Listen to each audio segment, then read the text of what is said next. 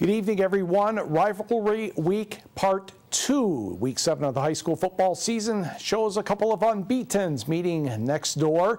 Ishpeming at Negaunee. Ishpeming number 1 in the Big 5 poll. Negaunee number 4. Let's get right to work and go to Minor Stadium where it was, yes, just a bit windy. It was that way everywhere it seems like tonight. First quarter, Alex Briones did start a quarterback for the Hematites, fractured foot and all. Seems to be doing okay on this run. 21 yards and a first down.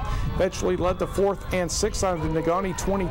Briones looking for Mitch Lauren in the end zone. Oh, just off his fingertips, and as Negaunee survives a scare. Later in the first, Tanner Uren looking, throwing, Bobby Zolke with the interception, but Ishpeming could not take advantage of that turnover, nor another interception by Tyrus Millimaki. Second quarter, Uren drops the football, picks it up, regroups, nice fake, gains 5 yards on the option.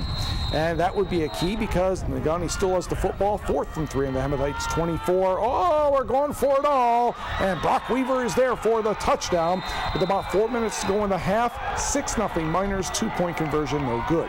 To the third quarter, Negaunee runs the option, and Tyler LaJoy doesn't get the handle, but Eric Castriva does, and that becomes an Ishpeming touchdown from about 20 yards.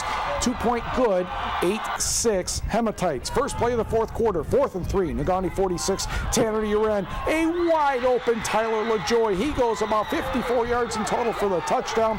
Negaunee adds one more, and the Miners stay undefeated. Ishpeming gets its first loss by the score of 20-8. Miners defense outstanding all night long. Meanwhile, the battle of Delta County, the big schools, Escanaba Gladstone. Braves quarterback Sam Pouliot on 4th down leaps and gets across the goal line, and the Braves have a 12-8 lead. Third quarter, Eskimos up 22-19. David Fallish scores on a 4th down. 25 carries, 181 yards, 30-19 Eskimos. The Braves are driving. Pouliot rolling right, throwing back across his body. David Fallish with the interception, and all of a sudden around the 30, he's going to go put on the brakes and cut the other way. There's a nice block as he heads around the 40 to the 50. And, it looks like he's going to score easily, but he slows up, comes back, cuts again. 97 yards or 94 yards, 37-19 Eskimos. Justin Urich had a touchdown here, 17 carries, 149 yards, and 2 touchdowns. But Escanaba, your winner, 37-25. Meanwhile, let's go to the Copper Country. Calumet, Copper Kings, still trying to recover from that 0-3 start, taking on Lance. The Purple Hornets defense here stops on a 4th and goal. But they would not be able to move the ball, so here comes the punt to Owen Karaniemi, and he would take it from Jimmy Vicker and bring it all the way down to his jersey number, the 15-yard line or so before he's ridden down. Second and goal from the 1, Clark Kangas. Yes, that's a touchdown. 2-point conversion, good. And the Copper Kings have an 8-0 lead. Offense had a tough time for the Purple Hornets in this contest. Calumet was ringing up everything. Short passes, boom. They stayed short passes. In the second quarter, James Sturles will find Paul Torla 18 yards. That made it 20-0. And the Copper Kings keep their playoff hopes alive with a 26-6 win over the Purple Hornets. To the scoreboard, where Menominee scored early and often and defeated Marquette 42-7. Detroit Westside Christian Academy came all the way up to the UP to find Wind. Great, I'm sure they enjoyed it. Wind pulls away to win 24-14. Best game of the night could have been just below the Mackinac Bridge. Sheboygan in overtime edges Sault Ste. Marie 28-27. Way over on the other side of Wisconsin at the border toward Minnesota, Stevenson a winner over Colfax 38-19, and Northland Pines runs past West Iron County 46-6. Back to the video, the Westwood Patriots homecoming against, that's Manistee and Newberry and Manistee. All right, find the right sheet, Mike. We're in trouble because I can't find the right sheet, but I know Kenner Breuer is the quarterback, and that is a touchdown to get them going. And in fact, Manistee would end up having a good night. The handoff, and Kenner Breuer, I think, is number 15. My memory tells me correctly, and I think he gets into the end zone there, and that would make it 14-0. The Emeralds would keep right on going. Nice touchdown pass coming up here from Tyler Kangas. Almost a touchdown. Yes, it is a touchdown. There it is. And Manistee, your winner of this one by the count of 28-0. Now let's get to Norway and Westwood. And it's homecoming for the Patriots. Pick it up in the second quarter after a scoreless first. Francois Montbrun will kind of dig his way into the end zone. That's a 7-0 lead for the red, white, and blue. For the Knights, Isaac Bray will be looking to pass. And he goes over the middle, and Travis Swanson is right in that path for the interception, and he will get it down inside Northern Knight territory. And Nate Klisch is going to look for Scott Olson on the sideline, and he is going to find them inside the 5-yard line by the time all is said and done. That set up another touchdown. Norway played well in the second half, but Westwood, your winner, 21-16. Let's go back to the Copper Country. Ironwood against Hancock. Midway through the third quarter, Ross Michaels is going to get the handoff, and Ross Michaels is going to run for a while because there's nobody in his way, which is a good reason. 65 yards for the touchdown. Red Devils still have the lead at 12-7. But the Red Devils would take the ensuing kickoff and do something with it. Adam Mackey cuts our way and will make a nice move here, and then he will cross midfield and get down to about the 38-37 yard line. 4th and 4, Mackey looking for a receiver, and he's going to find Travis Milley, who's going to sneak his way into the end zone. 18-7 Ironwood. However, Hancock comes back with 2 scores to take this one 19-18.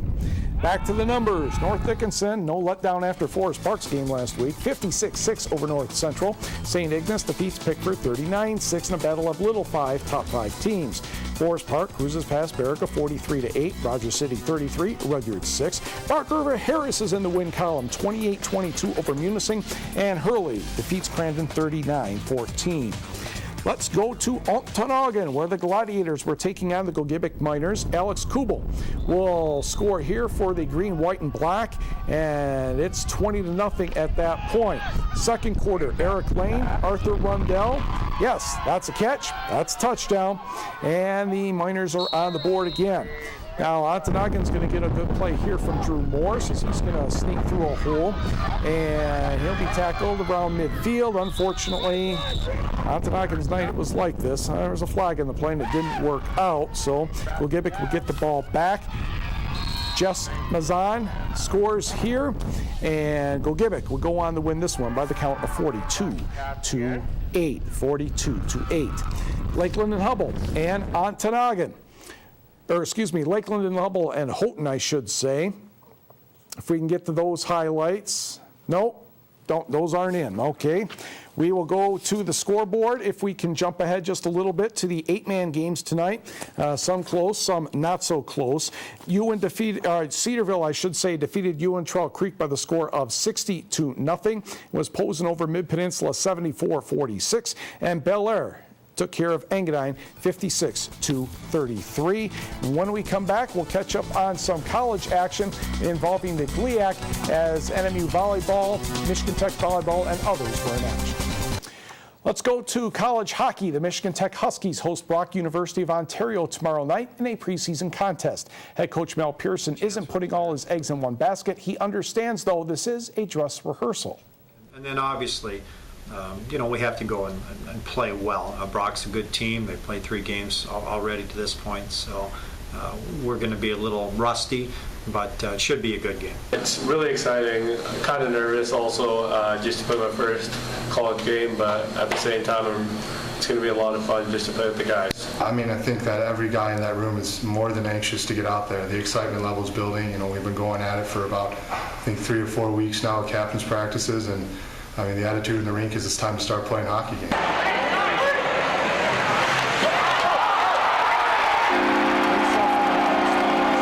Set for 7:07 p.m. Saturday, Brock University will visit NMU Sunday at 2 o'clock. Let's go to the GLIAC scoreboard. In volleyball, NMU a 3-1 winner over Malone. Michigan Tech drops a 3-1 decision to Walsh. And also in Ohio, it was Tiffin 3 and Lake Superior State 0.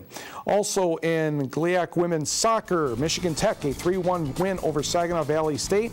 Northwood 2, NMU 1. And GLIAC tennis for the women, Hillsdale over Michigan Tech 6-3. And Lake Superior State falls to Wayne State 9-0. And we will be right back. Okay, in high school football was Lakeland and Hubble over Houghton by the score of 22-8. Baseball, National League wild card, St. Louis over Atlanta 6-3. The Cardinals will take on Washington next. And in the American League, Baltimore leads Texas 3-1 in the bottom of the 8th inning. The winner will take on the New York Yankees. NMU, Michigan Tech football, 1 o'clock at the Superior Dome on Saturday. Oh yes, in high school football, it's Kingsford and Iron Mountain. That one is always a bruiser. Rapid River and Superior Central and 8-man football. Hang in there, weather. Have a great weekend.